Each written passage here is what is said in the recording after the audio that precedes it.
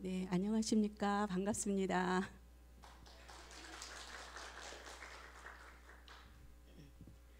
지난주 설교는 누가복음의 말씀 부자 청년의 이야기입니다. 이 본문은 누가복음뿐만 아니라 마태복음과 또 마가복음에도 쓰여져 있습니다. 마태복음에서는 부자 청년을 어떤 사람으로, 또 마가복음에서는 한 사람으로, 또 누가복음에서는 어떤 관리로 소개했습니다. 어린아이와 같은 자라야 천국에 들어갈 수 있다고 예수님께서 제자들에게 말씀하신 이후 부자 청년이 등장합니다. 이 청년은 즉흥적으로 예수님을 찾고 예수님께 나온 것이 아닙니다. 영원한 삶에 관심이 있었기 때문에 예수님이 오신다는 것을 미리 알고 지나가다가 기다리다가 예수님을 보고 달려와 무릎 꿇고 앉았다고 마태복음에 기록되어 있습니다. 나름 많은 것을 누리고 살고 있었지만 아직까지 영원한 생명에 대한 확신을 가지고 있지 못한 상태였습니다.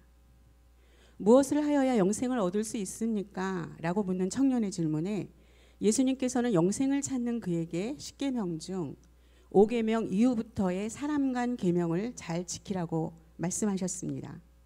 부자 청년은 자신이 어려서부터 이 계명을 어기지 않고 모범적으로 살아온 사람이고 또 율법적으로 큰 문제가 없이 바르게 살았노라 이야기합니다. 부자 청년은 죄악된 본성에 대해서는 전혀 인지하지 못하고 살아가는 사람임을 잘 보여주고 있습니다. 로마서 3장 20절 말씀. 율법의 행위로 그 앞에 의롭다 하심을 얻을 육체가 없나니 율법으로는 죄를 깨달음이니라. 하나님께서는 인간에게 주신 율법은 사실 누구도 완벽하게 지킬 수 없습니다. 그럼에도 하나님이 율법을 우리에게 주신 이유는 그것을 통해서 자신의 연약함과 또 죄악된 모습을 발견하고 겸손히 주님 앞으로 나아가도록 하기 위함입니다. 예수님께서는 부자 청년의 상태를 정확히 진단하시고 그 마음을 꿰뚫어 보셨습니다. 그래서 그 사람 안에 있는 견고한 그 성과 같은 교만함과 완악함을 보시고 그것을 깨트리고자 했습니다. 예수님께서는 네가 한 가지 부족한 것이 있으니 내 소유를 다 팔아 가난한 자들에게 나누어 주고 나를 따르라고 결단을 요구하는 답변을 주십니다. 그러자 부자 청년은 풀 수 없었던 문제 앞에 답을 주신 주님께 기뻐하며 즉시 순종해야 되는데 자신이 예상과는 다른 답변을 듣게 되자 오히려 근심하면서 받아들이지 못하고 돌아갑니다. 예수님께 달려와서 무릎 꿇은 열성 부자 청년은 예수님의 말씀이 좋다고 맞다가 또 부족함을 가르치고 처방을 주시는 말씀을 듣고는 오히려 근심하며 떠나갑니다. 봉사도 하고 구제도 하고 헌금도 드렸던 그는 예수님과의 1:1 양육도 받았지만 많은 재물로 인해서 예수님을 떠나고 맙니다.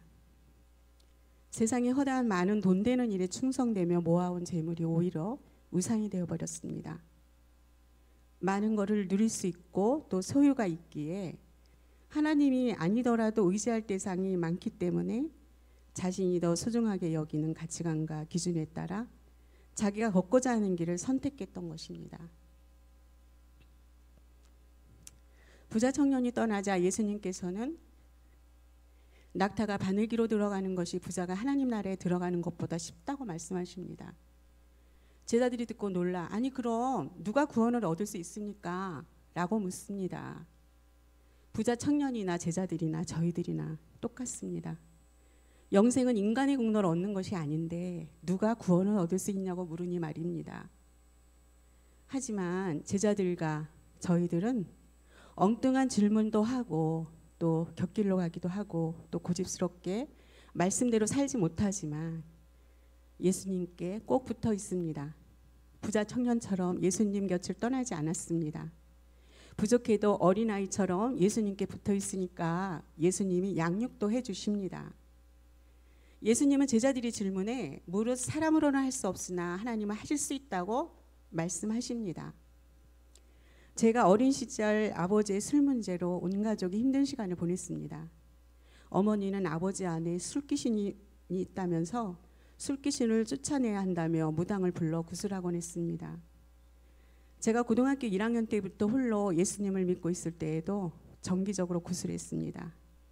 구술할 때마다 저는 예수님께 기도했습니다. 하나님, 이 가정에, 이 가문에 우상이 타파되고 복음이 들어와 믿음이 자라게 해달라고 가족과 가문을 위해서 기도했습니다. 세월이 많이 흘러 바로 밑에 여동생이 남편 때문에 힘들다며 집을 자주 나오곤 했습니다. 그러면 제부가 동생을 수소문하여서 찾아 집으로 데려가곤 했습니다. 여러 번 반복되는 상황 속에 동생에게 예수님을 의지하며 기도해 보라고 권면했습니다. 그리고 혹 집을 나오게 될 상황이면 기도원에 가서 말씀을 들어보라고 권했습니다. 한참을 전화가 없어서 잘 지내겠지 했는데 어느 날 전화가 와서 받아보니 예상과는 다르게 밝은 목소리로 교회에 나와서 노방전도를 하고 있다고 너무 놀랐습니다. 이야기를 들어보니 남편과 안 좋은 일로 집을 나와서 피난처로 기도원으로 갔다고 합니다. 2주 동안 있으면서 말씀을 통해 하나님을 만났던 것입니다. 지금 그 동생이 수원 명성교회 전도사 22년 차로 사역하고 있습니다. 막내 여동생과 남동생도 하나님을 믿고 있습니다.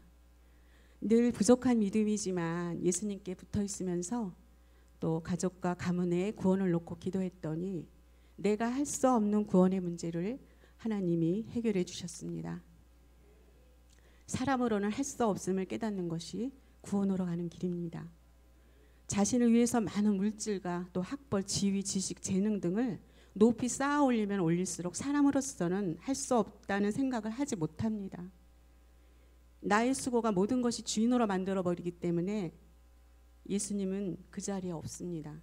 물질도 지식도 재능 모두 다 주신 이가 하나님을 믿고 하나님 것임을 알고 또 나의 주인을 하나님으로 둘 때 수백억의 부자라도 청년과 같은 부자가 아닙니다. 오늘 말씀을 통해 주님을 진심으로 의뢰하는 삶이 얼마나 귀한지 알게 하셨습니다. 아직도 재물과 권세가 부러워서 낮아지지 않는 교만이 제 안에 있습니다. 주님 자체가 상급임을 알고 만족하며 살아가기를 기도합니다. 감사합니다.